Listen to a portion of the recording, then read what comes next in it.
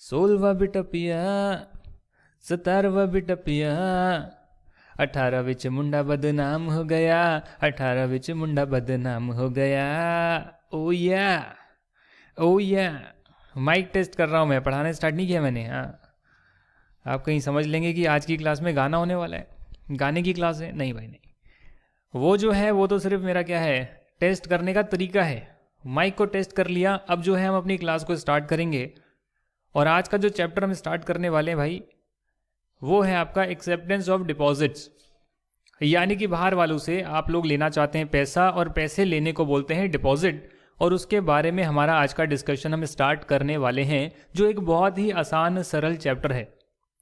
पर मैं आपको एक बात बताना चाहता हूं, हम स्टार्ट करें उससे पहले, कि जो आपका कंपनी लॉ है उसमें बहुत सारे कंप्लाइंसेस दे रखे हैं। यानी कि मान लेते हैं कि एक पेन है, ये जो पेन है किसी इंसान का पेन है, आपको किसी और के इंसान के पेन से कुछ लिखना है, तो आप कहेंगे इसमें दिक्कत क्या है, पेन उठाओ और लिख दो। कंपनी एक्ट बोलता है नहीं रुको, इसका एक प्रोसीजर है। पहले आप अपने इंटरनल लोगों से सलाह मशवरा कर लो कि क्या ये पेन दूसरे का लेना उचित है या नहीं है। फिर दूसरे की परमिशन ले लो, रिटर्न कंसेंट ले लो, उसके बाद उसका पेन यूज करो और एक समय सीमा के दौरान यूज करके वापस उसको पेन लौटा दो। ये प्रोसीजर है। यानी करना कुछ नहीं है, आपको जो है एक पेन ही तो यूज करना है, पर उसका जो है प्रोसीजर लिख दिया है। यहां आपको डिपॉजिट लेने हैं, यहां आपको शेयर कैपिटल मंगवानी है, यहां आपको कुछ भी काम करना है, कुछ भी काम करना है आपको। तो आप कहेंगे इसमें दिक्कत क्या है, कर लेते हैं। पर कंपनीज एक्ट बोलता है कुछ प्रोसीजर हम लिख देते हैं, उसके हिसाब से आपको काम करना है। प्रोसीजर्स, कुछ रूल्स बना देते हैं, कुछ बातें लिख देते हैं, ताकि सभी लोग ये ना कर पाए। यानी डिपॉजिट कौन ले सकता है, कौन नहीं ले सकता, आपको जानना पड़ेगा। जो ले सकता है तो कब ले सकता है वो जानना पड़ेगा, लिया है तो लौटाना कब है वो जानना पड़ेगा। सारी चीजें आपको जाननी पड़ेगी, प्रोसीजर्स को समझना पड़ेगा। वही आपका कंपनीज एक्ट है। अब जैसे मान लो आपको कंपनी खुलवानी है, तो आप कहेंगे खुलवानी है तो क्या करते हैं, कॉल कर देते हैं खुल जाएगी। पर नहीं, उसका एक प्रोसीजर बनाया हुआ था। आपने देखा कैसे मेमोरेंडम बनेगा, आर्टिकल बनेगा, उसमें सारी चीजें आप डालेंगे, उसके बाद पूरा प्रोसीजर आप फॉलो करेंगे, तब जाकर आपकी कंपनी बनती है। फिर आपको मेमोरेंडम में, आर्टिकल में चेंज करवाना है, कुछ अल्टर करवाना है, तो उसके अलग प्रोसीजर्स हैं। ये नहीं बस एक कॉल करा या फिर एक अर्जी डाली काम हो गया, एक ईमेल डाला हो गया, नहीं, हर चीज का प्रोसीजर है। इसीलिए आपको कंपनीज एक्ट में प्रोसीजर्स याद करने हैं, लंबे लंबे। आपको जो है लिखना पड़ेगा, अपनी कॉपी में नोट्स बनाने पड़ेंगे, या फिर बुक में आपको देखना पड़ेगा कि ये काम करने का क्या तरीका दे रखा है, किस सेक्शन नंबर में ये बात लिखी है और कौन से रूल में इसका रेफरेंस है। ये सब चीजें अगर आप देख लेते हैं, तब जाकर आपका कंपनी लॉ का पेपर तैयार होएगा अच्छे नंबरों के लिए। तो अब मैं आपको ये सारी डिस्क्लेमर के साथ, सारी बात बताने के साथ स्टार्ट कर रहा हूं आज की class, acceptance of deposits by companies. तो पहली बात तो यह है, सब लोग ले नहीं सकते, प्रोहिबिशन ऑन एक्सेप्टेंस। लिया है तो वापस करना पड़ेगा, रीपेमेंट ऑफ डिपॉजिट्स। पब्लिक से ले सकते हो क्या, acceptance of deposit from public. और अगर गलत काम करते हो तो पनिशमेंट भी मिलेगी। ये सारी चीजें आपको पढ़नी पड़ेगी, ये सारी चीजें आपको पढ़नी पड़ेगी। डिपॉजिट का मतलब क्या होता है पहले जान लेते हैं। बाहर से आप कुछ भी पैसा लेते हैं उसे डिपॉजिट बोलते हैं। बाहर से कुछ भी पैसा लेते हैं उसको डिपॉजिट बोलते हैं। सिंपल सी बात है। क्या कंपनी शेयर होल्डर से जो पैसा लेती है, क्या वो बाहर वालों से भी ले सकती है क्या? Question mark. क्या आपने रिलायंस को आपसे पैसा लेते हुए देखा है? आप लोगों से कभी पैसा मांगा है उसने, या बैंकों से मांगा है? बैंक से तो मांग सकते हैं। आम जनता से मांगते हुए देखा है? द आंसर इज यस, मैंने देखा है। श्रीराम ट्रांसपोर्ट फाइनेंस कंपनी ऐसा कुछ है, उसने पब्लिक से पैसा मांगा है कि भैया बैंक में एफडी कराओगे तो 7% का इंटरेस्ट मिलेगा, हमारे यहां पर एफडी कराओगे तो हम 8% का इंटरेस्ट देंगे, 9% का इंटरेस्ट देंगे। तो यानी कि कंपनियां पब्लिक से डिपॉजिट ले तो सकती है।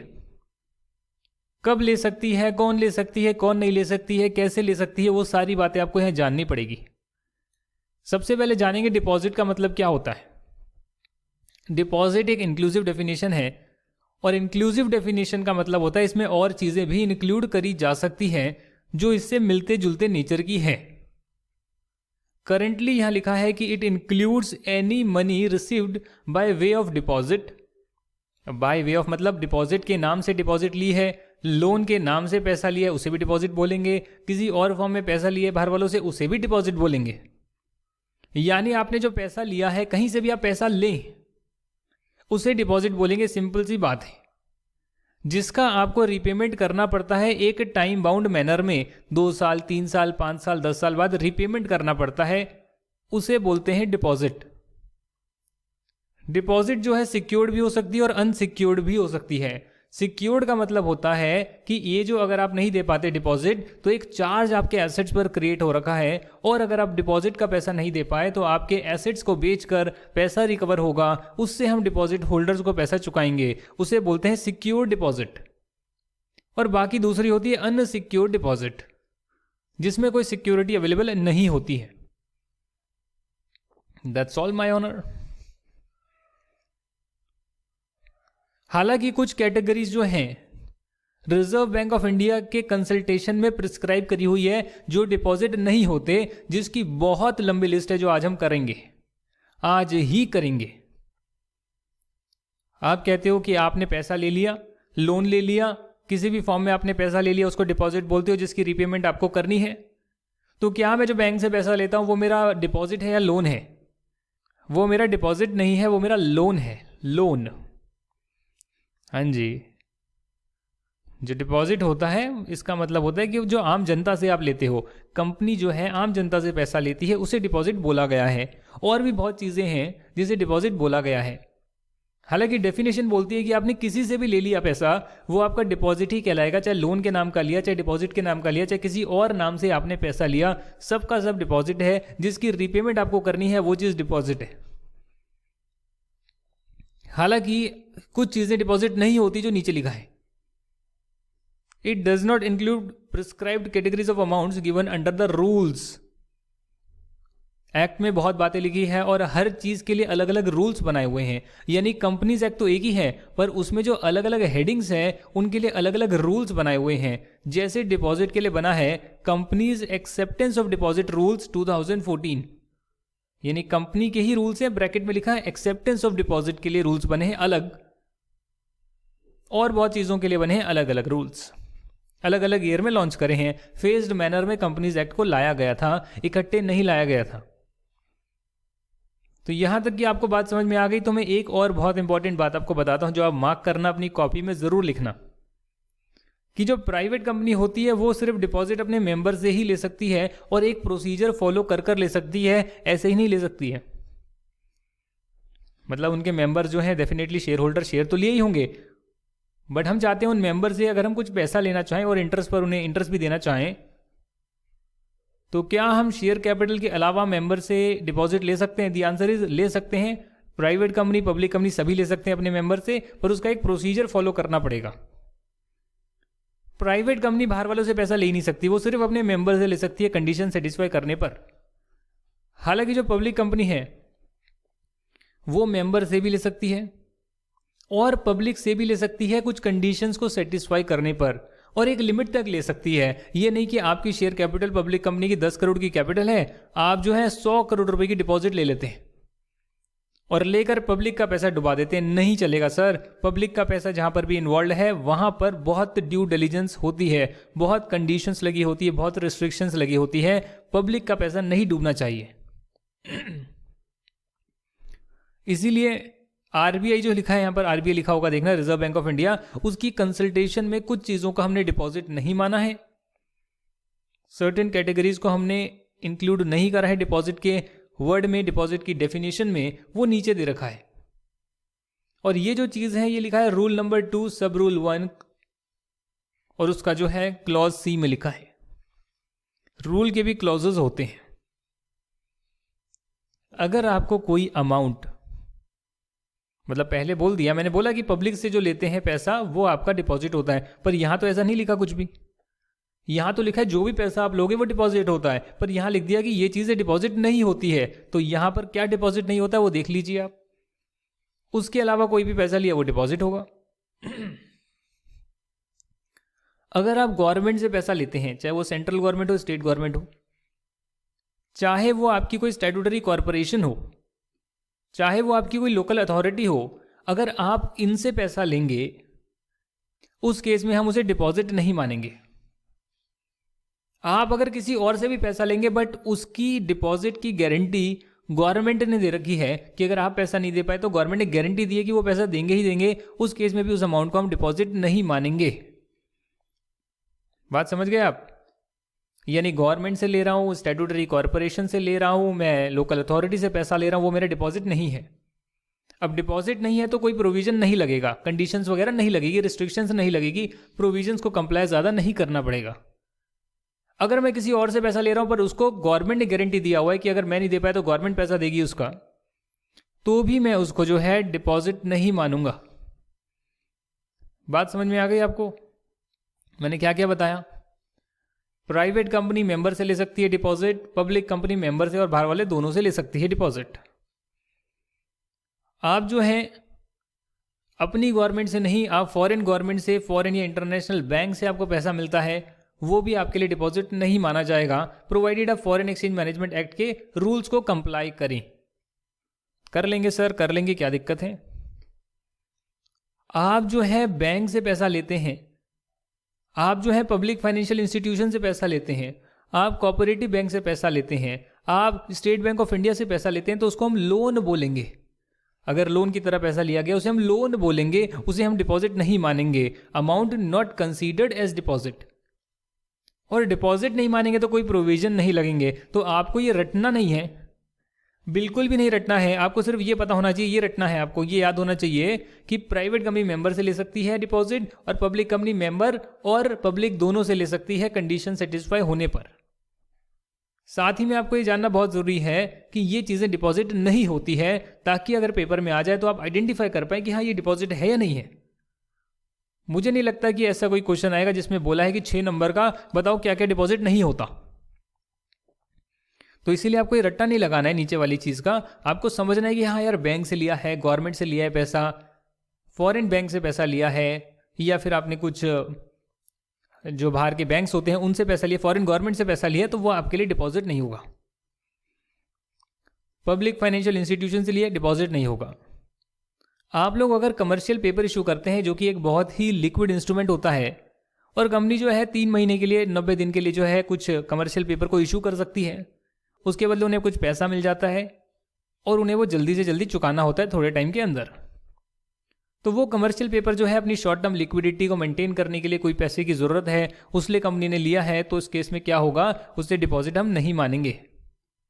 अगर एक कंपनी दूसरी कंपनी से पैसा लेती है तो उसको भी हम डिपॉजिट नहीं मानेंगे, नहीं मानेंगे। यहां तक की बात क्लियर है सर? हाँ जी, यहां तक की बात तो क्लियर है।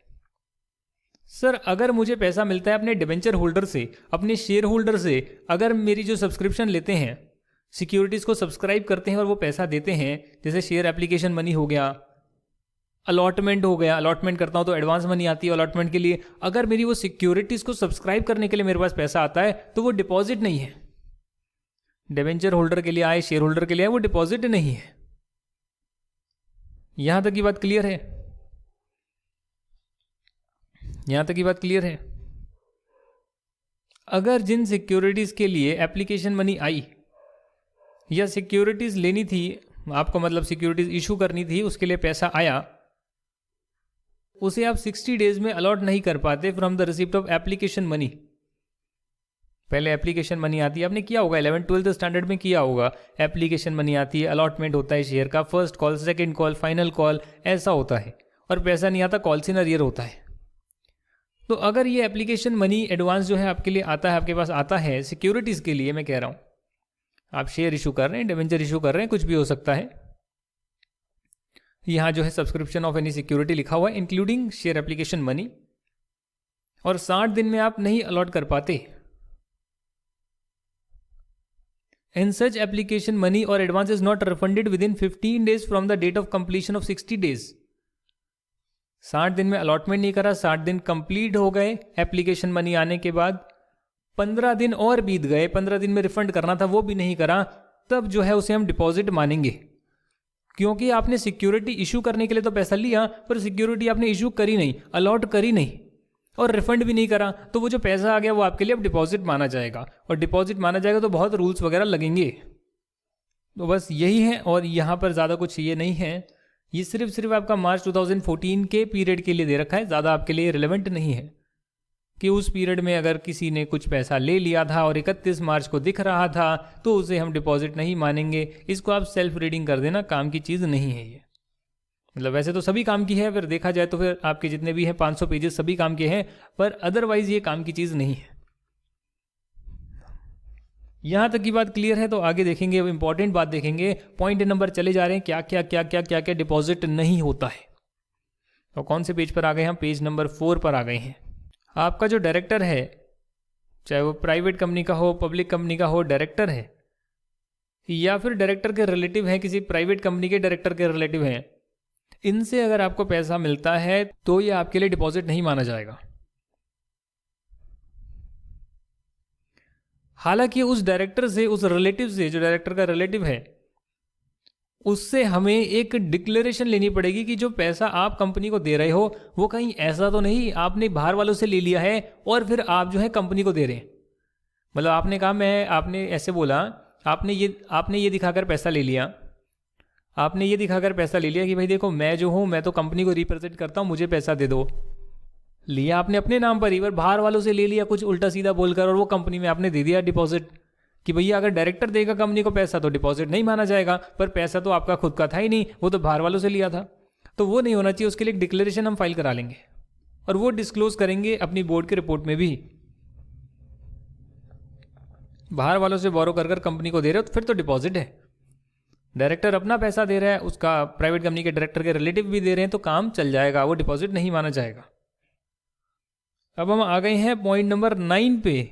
ओहो, अगर आप बॉन्ड या डिबेंचर इशू करते हैं, एक इंस्ट्रूमेंट का नाम है जिसपे इंटरेस्ट जो है दिया जाता है, एक टाइम के बाद उसे वापस रीपे किया जाता है या फिर कन्वर्ट किया जाता है कैपिटल में, शेयर कैपिटल में।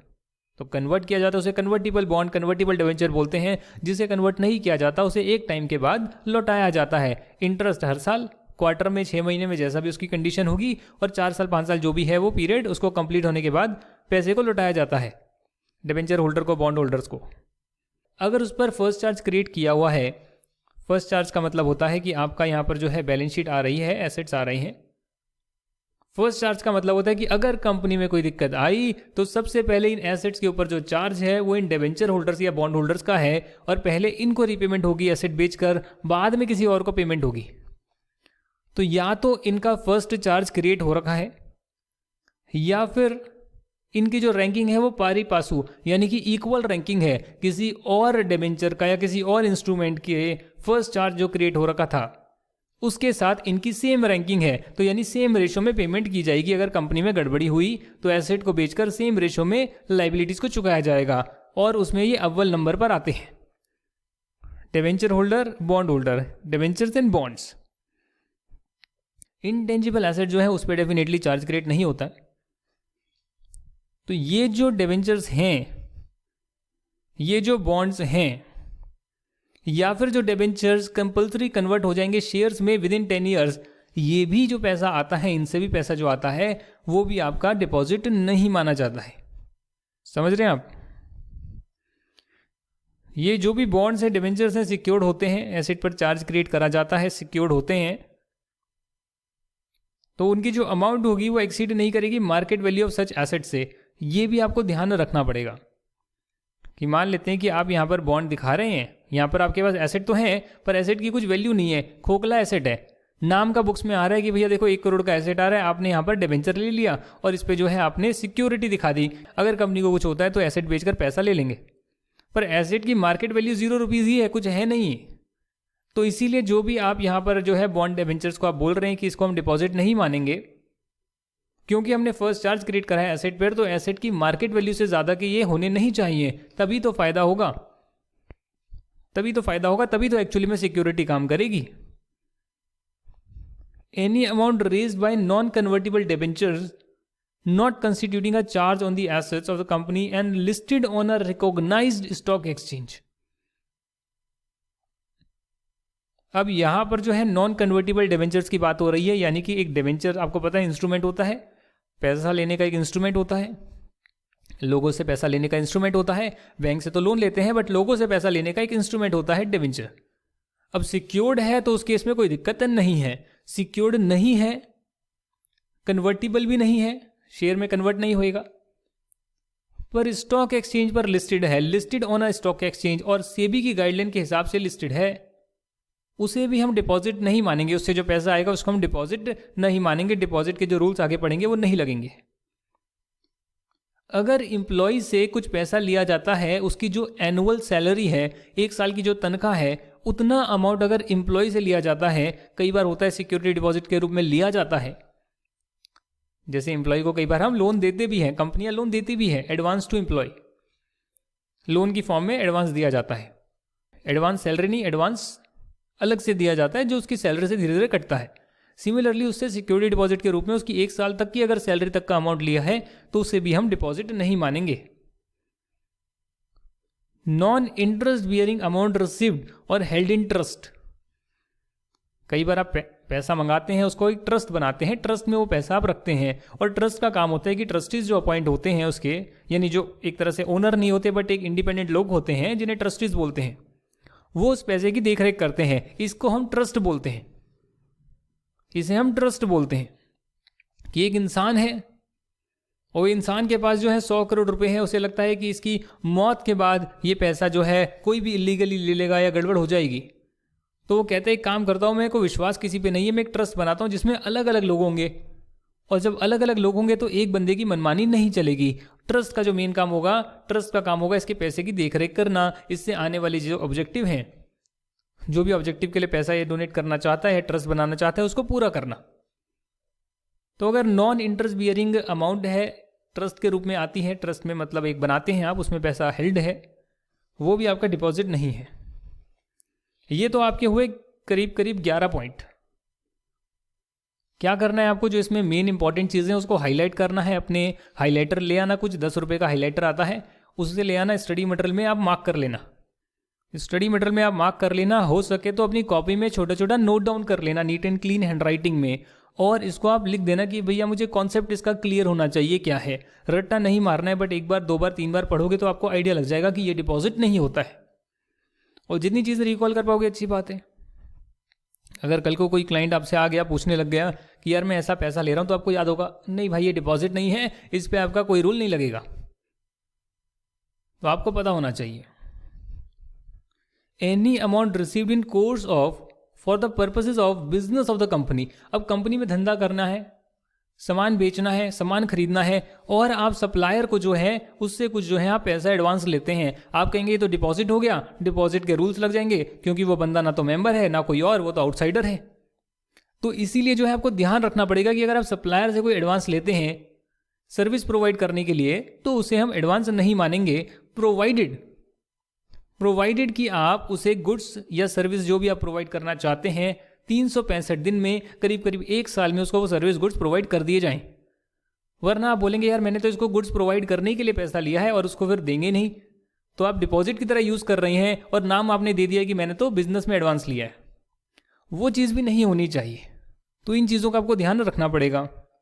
अगर उस एडवांस पे कोई लीगल डिस्प्यूट चल रहा है तो फिर आप डेफिनेटली ये जो 365 दिन की कंडीशन है नहीं लगेगी, क्योंकि वो डिस्प्यूट में है। पैसा ले लिया, सामने वाले ने कुछ गड़बड़ी कर दी, आप कहते तेरा पैसा मैं नहीं दूंगा तेरे को वापस, केस हो गया, केस चल रहा है, आप कहेंगे भैया देखो, कंपनी वाले कहेंगे देखो, कंपनी से बोलेगा कि आपने जो पैसा लिया वो डिपॉजिट है, हम कहेंगे भैया अभी केस चल रहा है ना, केस का जजमेंट आएगा फिर हम डिसाइड करेंगे इसका क्या करना है। तो उसमें ऐसा नहीं है कि 365 दिन हो गए तो आपका डिपॉजिट माना जाएगा, ऐसा नहीं होएगा।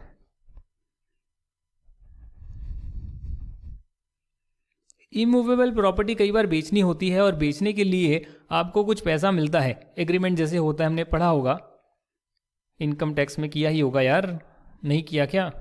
मैंने तो कराया भाई, कैपिटल गेन में कराया है।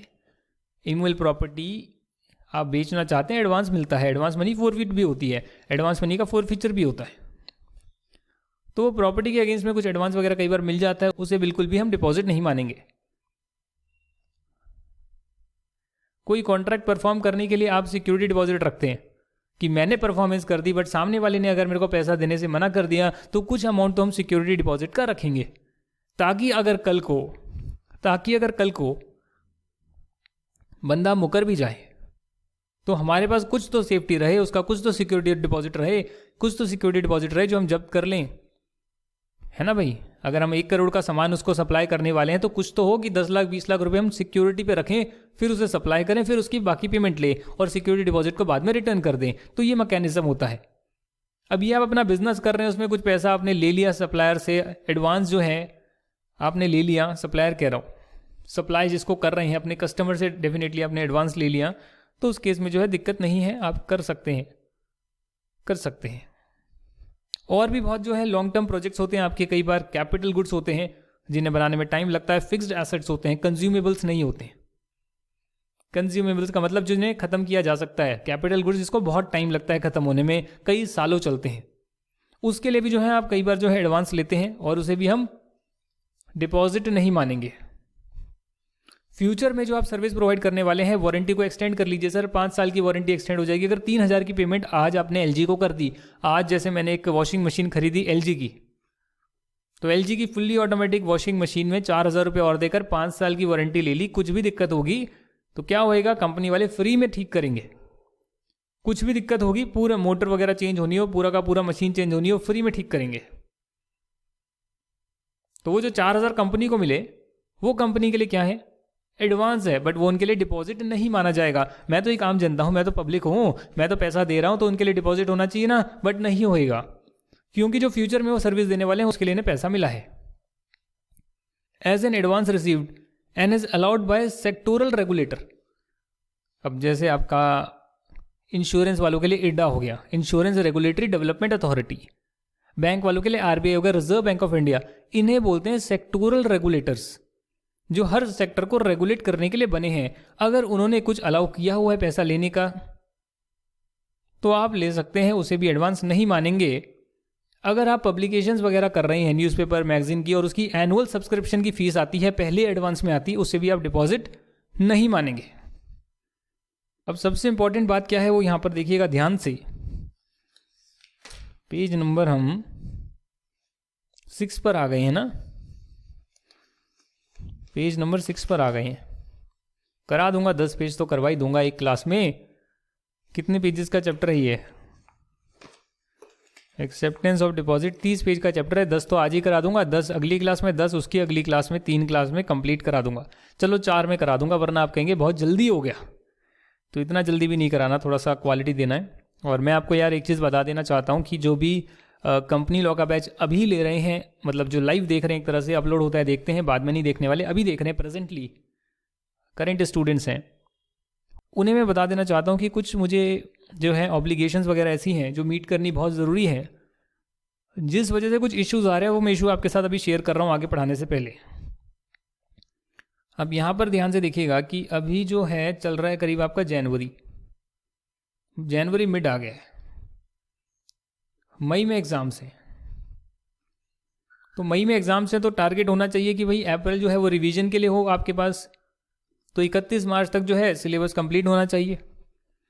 अब मैं इस बार जो मैंने टारगेट अपने लिए लिया है वो है पूरा का पूरा ग्रुप 1 सीए इंटरमीडिएट का ग्रुप 1। हाँ, सीए में और सीएस वाले भी कुछ कुछ सब्जेक्ट देख रहे हैं, बट सीए के लिए तो पूरा ग्रुप 1 मैंने ले लिया और उसमें ऑडिटिंग ऐड कर दिया। और ये ऑडिटिंग ऐड करने की वजह से सारा काम झाम जो है अपना दिक्कत में आ गया, क्योंकि एक सब्जेक्ट का बर्डन ले लिया, बहुत सारा प्रेशर आता है। ग्रुप 1 क्लियर कर बैठे हैं स्टूडेंट्स, कहते हैं ग्रुप 2 भी पढ़ाओ, एक सब्जेक्ट तो पढ़ाओ। ऑडिट में मेरी कमांड है, क्योंकि ऑडिट का प्रैक्टिकल एक्सपीरियंस है 2.5 साल का, 2 साल का, 2.5 साल का। ऑडिट में प्रैक्टिकल एक्सपीरियंस है 2 साल का, तो वो 2 साल का एक्सपीरियंस, उसके बाद चलो ठीक है इक्विटी रिसर्च में फिर KPMG में गया तो थोड़ा बहुत और एक्सपीरियंस, चाहे वो इंटरनल ऑडिट हो। तो एक तरह से 2.5 साल का जो एक्सपीरियंस है मेरा, वो ऑडिट के एक्सपीरियंस के बलबूते पर मैंने कहा जब प्रैक्टिकल एक्सपीरियंस है तो क्यों ना पढ़ाया जाए, जब इतनी डिमांड आ रही है। इसलिए मैंने ऑडिट को पकड़ा था नवंबर के लिए, लास्ट वाले नवंबर के लिए, और उस वजह से सारी चीज़ें हमारी डिले होने लग गई। अब जो सिचुएशन है उसमें यह है कि हमारा जो है इनकम टैक्स पूरा हो चुका है, मेरा कॉस्ट अकाउंटेंसी जो है, कॉस्ट मैनेजमेंट अकाउंटेंसी, इसके एक्स्ट्रा क्वेश्चन छोड़कर सब कुछ हो चुका है। सिलेबस पूरा हो गया, कॉन्सेप्ट सारे हो गए, स्टडी मटेरियल के सारे क्वेश्चन इलस्ट्रेशन हो गई है। कुछ एक्स्ट्रा क्वेश्चंस बाकी हैं, जो पीछे के कुछ बैक में एक्सरसाइज में क्वेश्चंस होते हैं, कुछ चैप्टर्स के बाकी हैं, बाकी सब कुछ हो गया है। अब मुझे बाकी सब्जेक्ट्स तो करवाने हैं। कंपनी लॉ जो है इसमें हमारे 3 चैप्टर हो चुके हैं, टोटल 10 चैप्टर्स हैं, 3 चैप्टर हो गए हैं, चौथा चल रहा है और आपके टोटल 10 चैप्टर्स हैं तो 7 बाकी हैं और डिपॉजिट वाला तो मैं अभी करवा रहा हूँ तो उसके बाद 6 बाकी रह जाएंगे, 4 हो जाएंगे, 6 बाकी रह जाएंगे। तो अब मुझे आपसे क्या फेवर चाहिए कि देखिए अभी जो जीएसटी है उस जीएसटी बैच को मैं चाहता हूँ कि मैं प्रायोरिटी पे कंप्लीट करवा दूँ। जीएसटी का जो बैच है, सीए का, सीएस का, सीएमए का, तीनों का है, ज़्यादा समय नहीं लगता है पर हाँ डेफिनेटली 15 से 20 दिन तो लगते ही हैं इस बैच को कंप्लीट करवाने में। 2-3 हफ्ते तो जाएंगे ही जाएंगे। मैं अगर दिन रात मेहनत करूँ तो भी जो है 2 हफ्ते तो जाने ही हैं, 15 दिन तो जाने ही, उससे कम में नहीं होएगा। ये बहुत मेहनत का काम है। तो जीएसटी अगर मेरा कंप्लीट हो गया तो टैक्सेशन पूरा हो जाएगा, कॉस्ट मैनेजमेंट अकाउंटेंसी पूरा हो जाएगा, लॉ बचेगा और अकाउंटेंसी बचेगा, जो मैं फरवरी मंथ में और मार्च मंथ में 2 महीने में लगकर पूरा करवाने की कोशिश कर लूँगा कि भैया ये तो करवाना ही है। और जिसमें जो कंपनी लॉ है वो मैं चाहूँगा कि फेब में ही जितना जल्दी हो सके वो पहले कंपनी लॉ हो जाए, 15 फेब तक कंपनी लॉ तो पूरा निपट जाए, उसके बाद जो है अदर लॉ स्टार्ट हो जाए 15 फेब से और अकाउंटेंसी स्टार्ट हो जाए। तो अकाउंटेंसी और अदर लॉ फिर वो आपका चलते रहेगा, फिर वो चलते रहेगा। कोशिश करूंगा कि आपका जो मार्च है, स्टार्टिंग है, मिड मार्च तक है, उसमें आपका लॉ पूरा हो गया और आपका बाकी सब्जेक्ट तो हो ही चुके हैं। अकाउंटेंसी थोड़ा बचेगा, उसको मैं 15 मार्च से 31 मार्च तक कंप्लीट करा दूंगा। तो अप्रैल का पूरा महीना आपके पास खाली रहेगा रिवीजन के लिए। तो ये मैं आपसे थोड़ा सा पेशेंस चाहता हूँ कि कंपनी लॉ में अगर लेक्चर्स वीडियोस नहीं आ पा रहे तो उसका कुछ पर्पस है। मैं चाहता हूँ आपको क्वालिटी देना और क्वालिटी के लिए टाइम लग सकता है, क्योंकि अगर मैं अभी पकड़ूंगा तो बहुत सारी मेरी और कमिटमेंट है जिसमें दिक्कत हो सकती है। इसीलिए आपसे रिक्वेस्ट करता हूं कि थोड़ा अगर मुझे समय लग भी रहा है तो आप दूसरे सब्जेक्ट्स पर फोकस कर सकते हैं जो करेंटली बैच ले रहे हैं। जितना मैंने करा दिया, जितने चैप्टर्स करा दिए उतने तो अच्छे से कर लो, उतनी तो अच्छे से रिवीजन कर लो आप। मैं अभी इसके जो है एमसीक्यू भी अपलोड करने स्टार्ट कर दूंगा जो आपके कंपनी लॉ के हैं। और फिर मुझे अगर जीएसटी में थोड़ा सा टाइम लगेगा, जीएसटी बैच कंप्लीट करवाना बहुत ज़रूरी है, उसमें थोड़ा सा टाइम लगेगा 2 हफ्ते का, तो उतना आप सब्र करें, क्योंकि उसके बाद मुझे सिर्फ आप ही को पढ़ाना है और कोई मेरे पास सब्जेक्ट नहीं है पढ़ाने के लिए। मुझे यही लॉ ही पढ़ाना है और अकाउंटेंसी तो बस जो है वो चलते रहेगा एंड में। Accountancy is the last subject which I am picking up. तो आपकी जो है प्रायोरिटी तब तक बहुत ज़्यादा आ जाएगी और फिर मैं आपको बहुत ज़्यादा समय दे पाऊंगा अच्छे से। इसीलिए रिक्वेस्ट करता हूँ कि अभी मैं 2 हफ्ते जो हैं मेरे बहुत बिजी रहने वाले हैं। जनवरी मंथ में मुझे कुछ मत बोलना भाई, फरवरी में जो जान खानी है मेरी खा लेना। जीएसटी होने के बाद बोल देना कि आज हमें 2 लेक्चर चाहिए, 3 चाहिए, बोल देना मुझे, मैं लग जाऊंगा, पूरा करवा दूंगा आपको। यहां तक की बात क्लियर है। तो यहां पर एक बहुत इंपॉर्टेंट चीज लिखी है जो point number A, B and D है। ऊपर ए नंबर था कि एडवांस आपको मिलता है, पॉइंट नंबर बी है इमूवेबल प्रॉपर्टी का कंसीडरेशन मिलता है, और पॉइंट नंबर डी है कि आपके लॉन्ग टर्म प्रोजेक्ट्स होते हैं उसके लिए आपको पैसा मिलता है। अगर आपको ये आप नहीं कर पाते, पूरा नहीं कर पाते आप, तो आपको ये रिफंड करना पड़ेगा, और अगर आप रिफंड भी नहीं करते तो वो आपकी डिपॉजिट मानी जाएगी। हालांकि आपको 15 दिन का समय दिया जाएगा। अमाउंट आपने सर्विस पूरी नहीं करी, पैसे ले लिए, तो आपको 15 दिन का समय दिया गया है कि आप इसको लौटा दीजिए, और 15 दिन के बाद आपकी डिपॉजिट मानी जाएगी अगर आप नहीं लौटाते तो। इस बात का ध्यान रखना sir. Any amount brought in by the promoters of the company. कई बार ऐसा होता है जो बिजनेस को प्रमोट करते हैं, फाउंडर होते हैं, प्रमोटर होते हैं जिन्हें बोलते हैं, कंपनी को इनकॉर्पोरेट करवाते हैं। जैसे मेरी लर्न्स अप कंपनी के लिए मैं प्रमोटर भी हूँ, शेयर होल्डर भी हूँ, और बहुत सारी चीज़ें और भी हूँ, डायरेक्टर भी हूँ, सब कुछ मैं ही हूँ। और भी लोग हैं बट ये सारा तो हूँ ही ना, मतलब एक डायरेक्टर में तो मैं भी हूँ और डायरेक्टर भी हैं। तो इसीलिए कई बार ऐसा होता है कि अगर हम बैंक से लोन लेने जाएं या मेरी कंपनी लेना जाए, कोई भी लेना जाए, तो बैंक बोलेगा कि देखो आप जो है ना, हम तो पैसा दे रहे हैं बट आप जो प्रमोटर हैं वो भी बाहर से कुछ पैसा इंजेक्ट करें अपने बिजनेस में, कुछ पैसा वो भी लगाएं, कुछ हम लगाते हैं, तभी हम लोन देंगे। बैंक जो है स्टिपुलेशन लगा देती है, स्टिपुलेशन का मतलब कंडीशन लगा देती है लेंडिंग इंस्टीट्यूशन कि प्रमोटर को भी कुछ फाइनेंस लाना पड़ेगा। अब उस केस में मैं पैसा दूंगा, और मैं अगर बिजनेस को पैसा दूंगा तो मैं तो बैंक भी नहीं हूं, तो उस केस में क्या होएगा, डिपॉजिट माना जाएगा। कहा है कि नहीं माना जाएगा अगर आप लेंडिंग इंस्टीट्यूशंस के कहने पर, कंडीशन लगाने पर पैसा देते हो, चाहे प्रमोटर खुद देते हैं या उनके रिलेटिव साथ में देते हैं तो भी काम चलेगा। जब तक फाइनेंशियल इंस्टीट्यूशंस अपना लोन, बैंक जो है अपना लोन वापस नहीं लेता, तब तक आपको ये एग्जेम्पशन मिली रहेगी कि बैंक ने बोला कि 10 करोड़ हम देंगे पर कम से कम 50 लाख रुपए आप ही तो लगाओ, तब हम 10 करोड़ आपको देंगे। आप बिजनेस में लेकर तो आओ पैसा,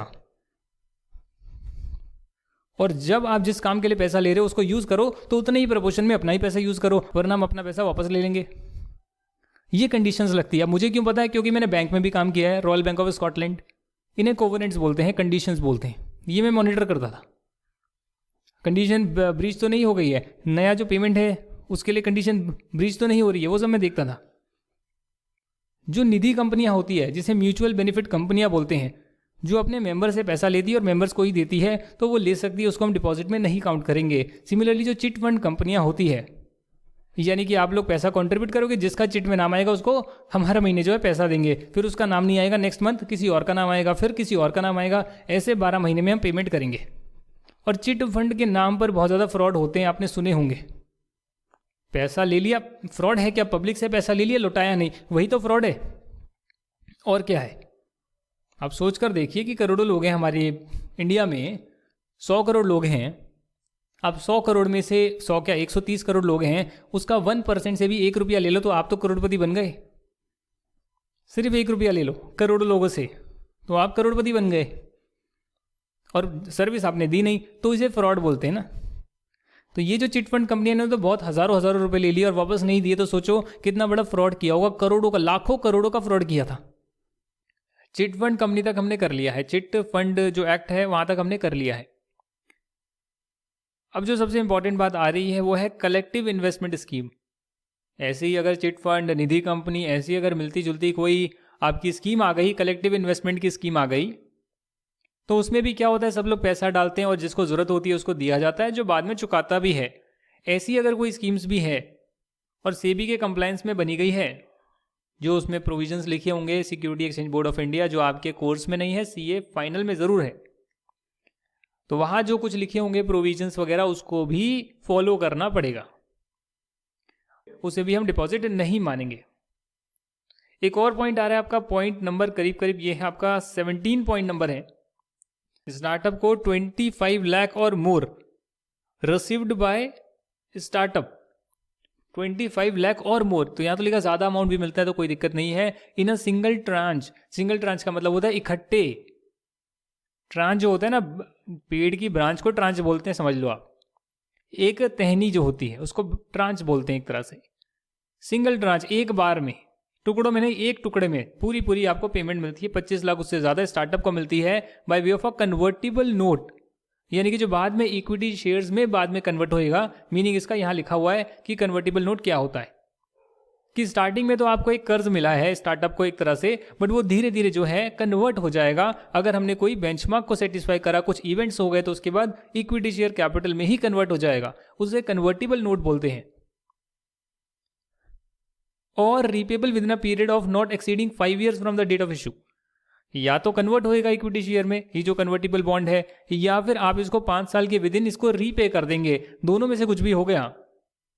और स्टार्टअप ने 25 लाख या उससे ज्यादा, 25 लाख तक नहीं है, 25 लाख मिनिमम है, या उससे ज्यादा आपको पैसा मिलता है कन्वर्टिबल बॉन्ड, कन्वर्टिबल नोट के केस में, तो उस केस में जो होगा हम उसे नहीं मानेंगे जी, हम उसे डिपॉजिट नहीं मानेंगे। या फिर आपको वेंचर कैपिटल फंड से, आपने सुना है इन्वेस्टमेंट बैंक्स होते हैं, स्टार्टअप फंड्स होते हैं, सॉफ्ट बैंक्स होते हैं, आपके वेंचर कैपिटलिस्ट होते हैं, तो यहां भी जो भी होता है ना, म्यूचुअल फंड्स वगैरह होते हैं, ये सब जो होते हैं, इनसे अगर पैसा आपको मिलेगा तो वो भी हम नहीं मानेंगे कि वो डिपॉजिट है। अच्छा, अगर प्राइवेट कंपनी को अपने मेंबर से, डायरेक्टर से, रिलेटिव से 1 अप्रैल 14 से पहले, 1 अप्रैल 14 से पहले अगर कोई डिपॉजिट मिला है, मतलब कोई पैसा वगैरह मिला है, तो उसे भी हम डिपॉजिट नहीं मानेंगे। सिर्फ आपको फाइनेंशियल स्टेटमेंट में डिस्क्लोज करना पड़ेगा कि इन लोगों से हमें पैसा मिला है।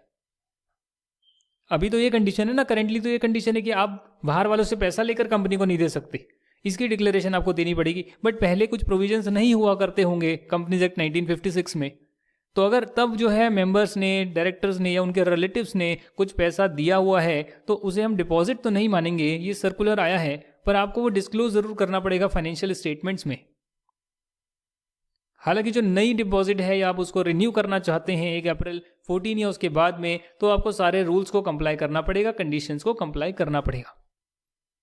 अभी तक सिर्फ हमने पढ़ा कि डिपॉजिट क्या होता है, पर डिपॉजिटर क्या होता है वो यहां लिखा है रूल नंबर 2 सब रूल 1 क्लॉज डी में। और डिपॉजिटर जो है यहां से मत पढ़ना सर, डिपॉजिटर पढ़ना यहाँ से, any member of private company और public company who has deposited money with the company is a depositor.